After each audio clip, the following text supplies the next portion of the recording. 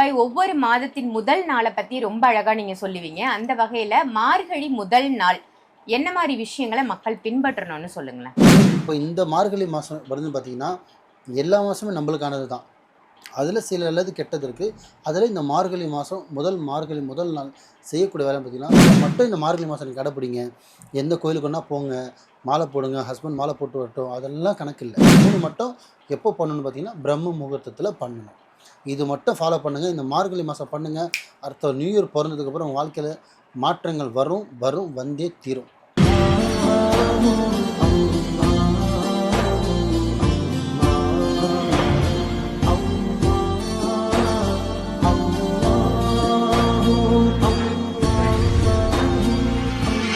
மருஜன்மனையர்கள் அனைவருக்கும் அன்பான வணக்கங்கள். பொருள் காவாங்கரை ட்ரிபிள் டவர்ஸ்ல இருக்கக்கூடிய மாலிக் பாய் அவர்களை தான் சந்திக்க வந்திருக்கோம். வணக்கம் பாய். வணக்கம் ஒவ்வொரு மாதத்தின் முதல் நாளை பத்தி ரொம்ப அழகா நீங்க சொல்லுவீங்க. அந்த வகையில மார்கழி முதல் நாள் என்ன மாதிரி விஷயங்களை மக்கள் பின்பற்றணும்னு சொல்லுங்களேன்? நல்லா கேட்டீங்க. நீங்கள் ஒரு விஷயம் மக்களுக்காக நல்லா இருக்கணும்னு கேட்குறீங்க. மார்கழி, ஆடி, அமாவாசை, கிருத்திகைன்னு. ஆனால் சில பேர் பார்த்தீங்கன்னா, எங்கள் இஸ்லாத் ஆளுங்களே பார்த்தீங்கன்னா நமக்கு கமெண்ட்ஸ் போடுவாங்க. நீங்கள் ஒரு பாயா இருந்துட்டு அமாவாசை பற்றி பேசுகிறீங்க, நீங்கள் ஒரு பாயா இருந்துட்டு கிருத்திகை பற்றி பேசுகிறீங்க, அமாவாசை பற்றி பேசுகிறீங்க, மார்கழி என்னை பொறுத்தவரையும் என்ன ஃபாலோ பண்ணுறவங்க நல்லா இருக்கணும். கண்டிப்பாக ஹிந்து மக்கள் யாருக்கு எதை கொடுத்தா அவங்களுக்கு புரியுமோ நான் அவங்களுக்கு தான் கொடுக்க முடியும்.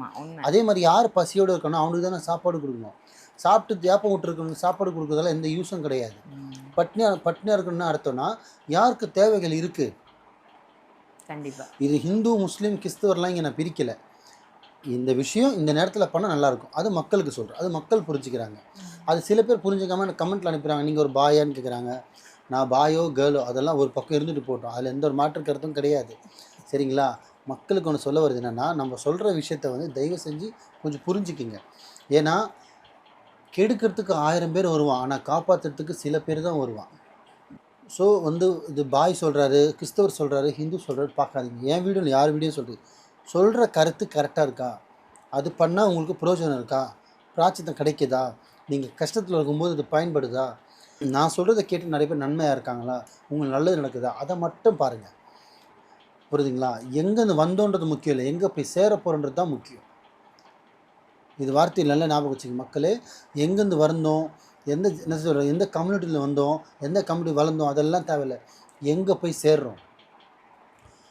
நம்ம நினைக்கிறோம் நம்ம செத்தோன்னா சுடுகாடுக்கு போகிறோன்னு. நம்ம செத்தோன்னா மோட்சத்துக்கு போகிறதா நரகத்துக்கு போகிறதான்ற நிறைய விஷயங்கள் இருக்குது. அதுதான் கணக்கு தவிர இங்கே மண் கணக்கு கிடையாது. ஸோ நல்லது விதைச்சா எங்கே போகிறோம், கெட்டது விதைச்சா எங்கே வரோன்னு உங்களுக்கும் தெரியும், எனக்கும் தெரியும். நம்மளை படைச்ச மேலே ஒருத்தன் பார்த்துட்ருக்கான். ஸோ எதுக்கு இந்த கருத்து ஒரு விஷயமா சொல்கிறேன்னா, மக்களுக்கு பயன்படணும்னு தான் சொல்கிறோம். அது முதல்ல சொல்லிட்டேன். இந்த மாலிக் பாய் பொறுத்தவரையும் பொதுவான ஒரு மனுஷன்தான். ஏன்னா எல்லாரும் நல்லா இருக்கணும்.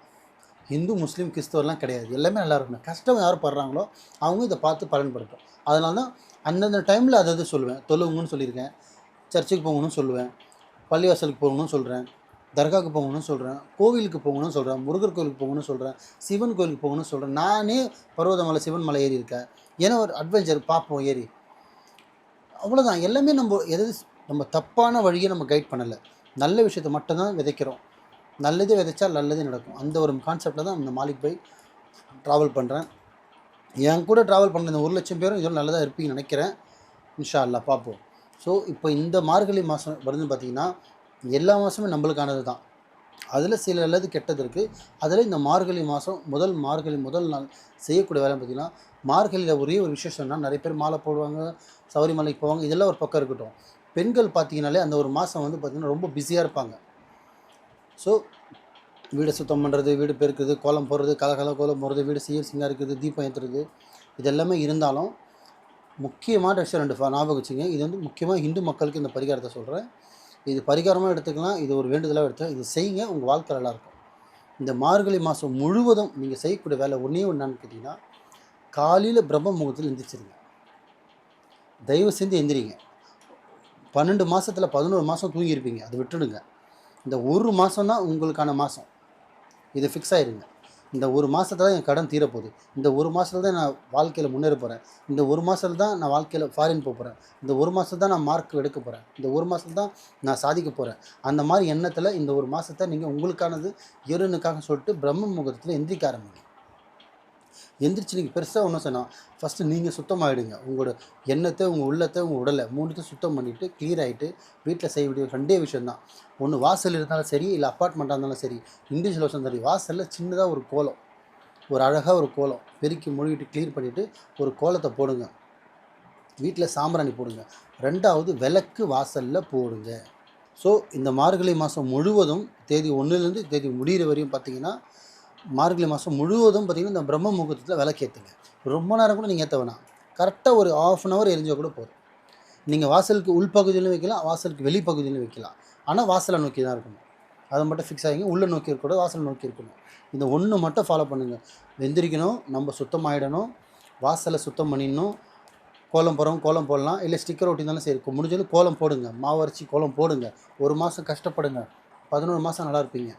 ஸோ கோலம் போடுங்க, சாம்பிராணி காட்டுங்க. சாம்பிராணி ஒரு நாள் கூட போடுங்க. ஆனால் இந்த கோலம், இந்த விளக்கு, இந்த 2 மட்டும் மிஸ் பண்ணுறாதீங்க இந்த மார்கழி முழுவதும். இதுக்கு நடுவில் உங்கள் வீட்டுக்கு தூரம், ஐ மீன் பீரியட் ஆகிடுச்சுன்னா மட்டும் அந்த 5 days நீங்கள் விட்டுடுங்க. அது நேச்சுரல், அது நம்ம ஒன்றும் பண்ண முடியாது. அதை விட்டுட்டு அதை தவிர்த்து அம்மாவோ அக்காவோ தங்கச்சி கூட இருந்தாங்கன்னா அவங்க பண்ணட்டும். இல்லை பை யாருமே இல்லை பை நான் மட்டும்தான் இருக்குன்னா அந்த 5 நாள் தவிர்த்துருங்க. இல்லை பை என் கூட ஆள் இருக்காங்கன்னா மாற்றி பண்ணலாம். நீங்கள் இப்போ 25 நாள் நீங்கள் பண்ணிட்டீங்க, 5 நாள் உங்களை பண்ண முடியலன்னா கூட அக்காவோ தங்கச்சி அம்மா வந்தால் யார் வேணாலும் பண்ணலாம். ஏன் ஜென்ஸு கூட பண்ணலாம், தப்பு ஒன்றும் இல்லையே. வீடு நல்லா இருக்கணும், பிள்ளைங்க நல்லா இருக்கணும். மனைவி தான் கோலம் பண்ணுமா, ஏன் கணவர் படக்கூடாதா? ஏன் மனைவி தான் வாசல் பெருக்கணும் அப்படிலாம் கிடையாது. நம்ம நல்லா இருக்கணும், நம்ம சுற்றி நல்லா இருக்கணும், நம்ம இறங்கி செய்யலாம், தப்பே இல்லைம்மா. ஸோ அந்த மாதிரி இறங்கி கோலம் போடணும், தீபம் ஏற்றணும். இதை மட்டும் இந்த மார்கழி மாதம் நீங்கள் கடைப்பிடிங்க. எந்த கோயிலுக்குன்னா போங்க, மாலை போடுங்க, ஹஸ்பண்ட் மாலை போட்டு வரட்டும், அதெல்லாம் கணக்கு இல்லை. நீங்கள் செய்யக்கூடிய விஷயம் இது 2 தான். ஒன்று வாசலை சுத்தம் பண்ணி கோலம் போடுறது, ஒன்று விளக்கேற்றுறது, ஒன்று நீங்கள் சுத்தமாகிடுறது. இந்த 3 மட்டும் எப்போ பண்ணணும்னு பார்த்தீங்கன்னா பிரம்ம முகூர்த்தத்தில் பண்ணணும். இது மட்டும் ஃபாலோ பண்ணுங்கள். இந்த மார்கழி மாதம் பண்ணுங்கள். அடுத்த நியூ இயர் பிறந்ததுக்கப்புறம் உங்கள் வாழ்க்கையில் மாற்றங்கள் வரும், வந்தே தீரும். நல்லதே நினைங்க, நல்லதே செய்யுங்க, நல்லதே நடக்கும் இன்ஷா அல்லாஹ். ரொம்ப ரொம்ப சிறப்பான பதிவா மார்கழி முதல் நாள் என்ன பண்ணணும் அப்படின்னு மக்களுக்கு ரொம்ப அழகா சொன்னீங்க. பழைய மெமரிஸ்லாம் ஞாபகப்படுத்துற மாதிரி இருக்கும் நிறைய பேருக்கு இந்த பதிவு. ரொம்ப அருமையான பதிவு பாய். நன்றி. நன்றிம்மா.